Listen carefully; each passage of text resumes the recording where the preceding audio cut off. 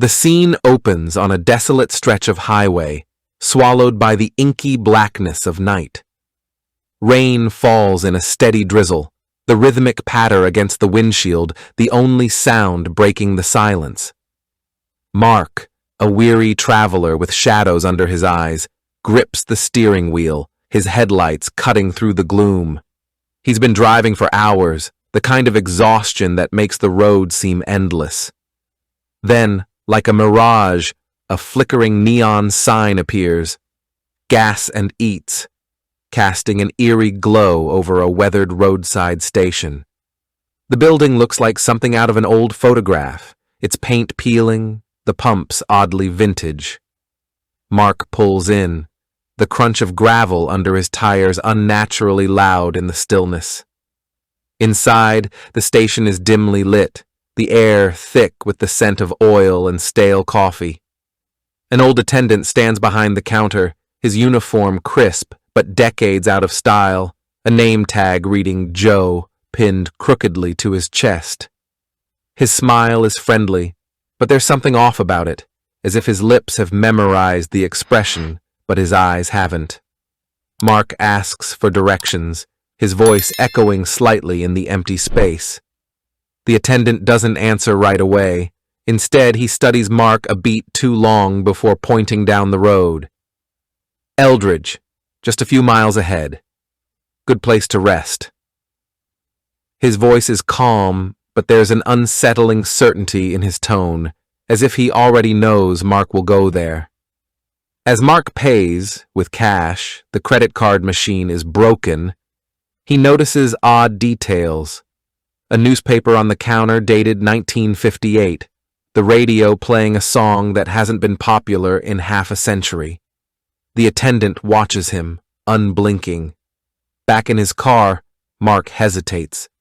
Something prickles at the back of his neck, a primal warning.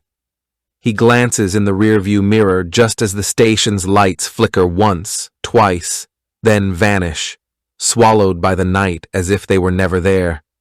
The road ahead is darker now, and somewhere beyond it, the town of Eldridge waits. The road narrows as Mark leaves the highway behind, the asphalt giving way to cracked, uneven pavement lined with skeletal trees.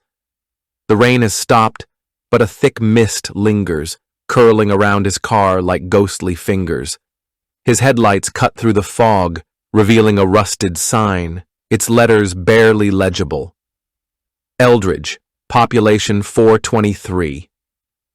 The town emerges slowly, first a few scattered houses, their porches sagging, paint peeling in long, jagged strips.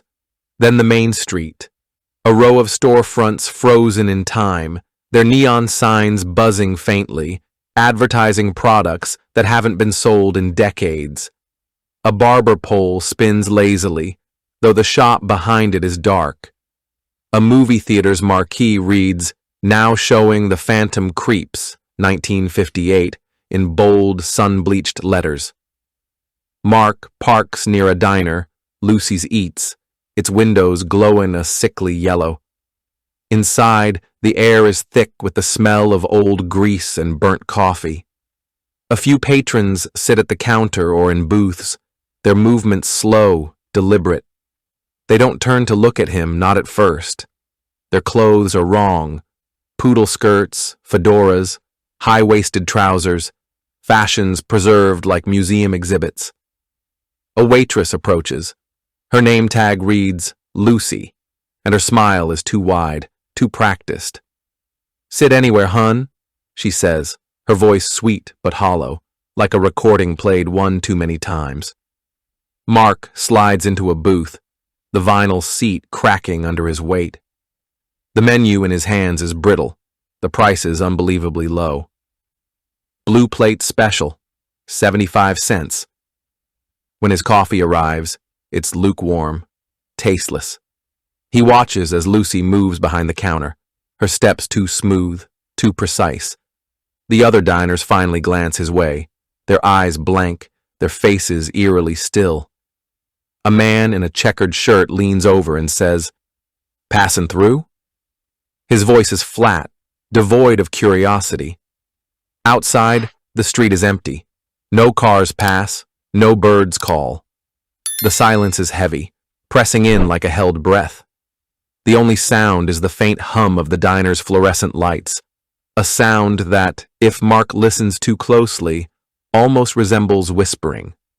Then, as he takes a sip of his coffee, he notices something in the reflection of the diner's window. For just a second, the people behind him aren't moving at all. They're staring, and they're not blinking.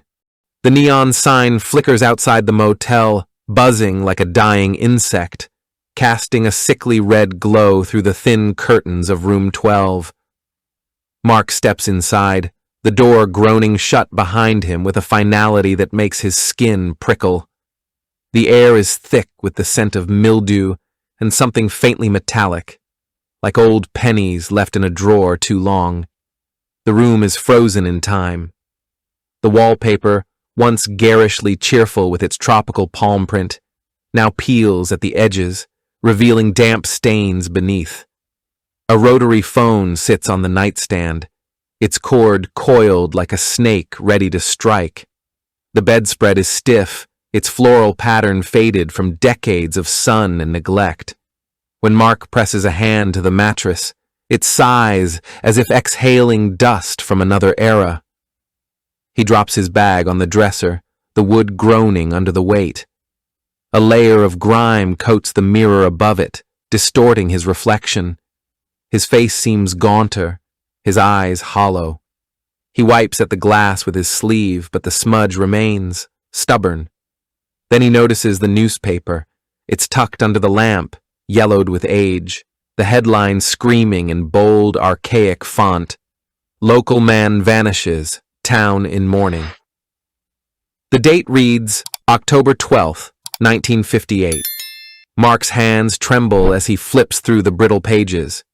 The articles are mundane, a church social, a lost dog, but the obituaries go on for columns. Too many names. And at the bottom of the last page, a small boxed notice. Eldridge welcomes travelers. Stay a while. Stay forever. A static hiss erupts from the radio on the nightstand. No station is tuned, just white noise that rises and falls like distant screaming. Then, a whisper, so faint Mark isn't sure he heard it. "You shouldn't be here!" He spins, heart hammering, but the room is empty. Outside, the wind picks up, rattling the window in its frame. Through the gauzy curtains, shadows move, elongated, wrong. Figures stand in the parking lot, perfectly still, faces upturned toward his window. Their eyes reflect the neon like animals caught in headlights. Mark staggers back, yanking the curtains shut. The radio dies mid-static. The room is silent again, but the air hums with something unseen, something waiting. He checks the door's lock. It was already bolted from the inside. Key elements and atmosphere trapped in the past. The motel isn't just old, it's preserved, a relic refusing to decay, forcing Mark into a timeline that isn't his own. Whispers of doom. The newspaper and radio aren't just eerie props. They're warnings, breadcrumbs left by those who came before and never left. The town is watching. The figures outside aren't threatening him, yet.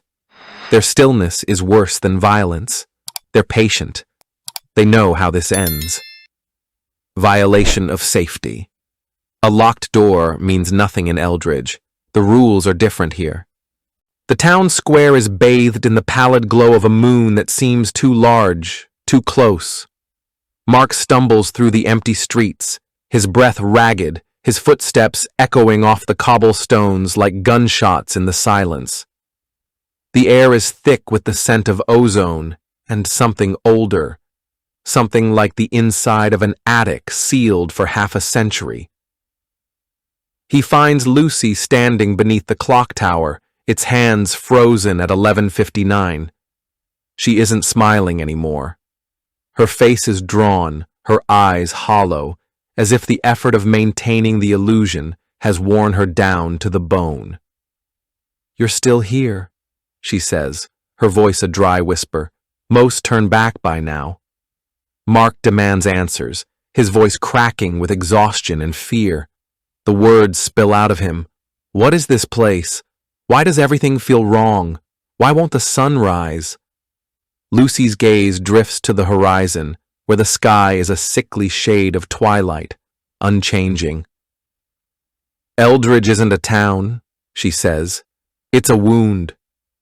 She tells him in halting, broken sentences about the night in 1958, when the sky split open, about the thing that slithered through, hungry and formless, about how the town prayed, how they begged, how they bargained. It didn't want our lives, she murmurs. It wanted our time. The streets around them flicker like an old film reel, the buildings warping for a heartbeat, revealing rot, ruin, a nightmare version of Eldridge where the walls bleed and the shadows have teeth. Then it's back to the illusion, the perfect little town, the smiling faces. We're still here, Lucy says, her voice trembling. But we're not alive. We're not dead. We're just stuck. And it gets lonely. She turns to him, her eyes glistening with something like pity. That's why it lets travelers in, fresh voices, fresh faces, someone new to play with. A gust of wind howls through the square, carrying with it the faint sound of laughter. Too many voices layered over each other, none of them human. Mark's stomach drops as he realizes the truth. Eldridge isn't haunted. The first gray light of false dawn creeps over Eldridge as Mark sprints through the empty streets, his breath ragged, his heart pounding like a trapped animal. The town is unraveling around him. Buildings flicker between decay and illusion. The pavement cracks beneath his feet, as if the earth itself is rejecting his presence. The air hums with static, the scent of ozone sharp and electric, like the moment before a storm breaks. Lucy's words echo in his skull. It doesn't like it when they run. His car is still where he left it, but the keys won't turn at first. The engine coughs, sputters, then roars to life with a sound like a scream. The rearview mirror shows the town behind him, the streets now writhing with shadows that move too fast, too wrong, skittering like insects across the storefronts. The neon signs blink out one by one as if something is draining the life from them. He floors the accelerator. The road ahead twists, the asphalt stretching like taffy, the same gas station appearing again and again, no matter which way he turns. The radio screeches to life, blaring a warped big band tune that dissolves into static, then into whispers. Stay, stay, stay, stay. Then, just as the sun's first real rays pierce the horizon, Mark spots it. The highway. The real one. The one he came in on. He swerves onto it, tires screeching, and for one terrible moment, the car stalls. The shadows are at the windows now, fingers of darkness tapping against the glass, hungry and patient. The engine catches. He doesn't look back. The fluorescent lights of the roadside diner buzz overhead, their harsh glow revealing the exhaustion etched into Mark's face. He sits hunched over a chipped formica table, fingers trembling around a coffee cup that never seems to warm his hands. The waitress, a different woman in a different town, with a name tag reading Diane, refills his cup with a practiced smile. "Rough night?" she asks, her voice dripping with the kind of polite disinterest reserved for strangers. Mark's laugh is hollow, fraying at the edges. He tells her about the gas station, the town, the way the streets seem to breathe. His words come too fast, tumbling over each other, his knuckles whitening around the mug. Diane listens, her expression shifting from mild concern to something darker. Not fear, not disbelief, recognition. She exchanges a glance with the fry cook behind the counter, a silent conversation passing between them. When she turns back, Her smile is back in place, plastic and perfect. "Sounds like you need some rest, hun," she says, sliding the check across the table. Mark reaches for his wallet. His reflection in the diner's window catches his eye. Just for a second, his collar is wrong. His hair is wrong. His clothes are older. Then the moment passes.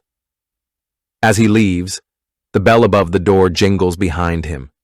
Behind the counter, Diane picks up the phone, dials a number she knows by heart. "Another one got out," she murmurs. Somewhere, in a diner just like this one, a radio crackles to life, and the hunt begins again. Thanks for watching. If you enjoyed this video, hit that like button, subscribe, and ring the bell for more. Let me know your thoughts in the comments. I'd love to hear from you. See you in the next one. Bye for now.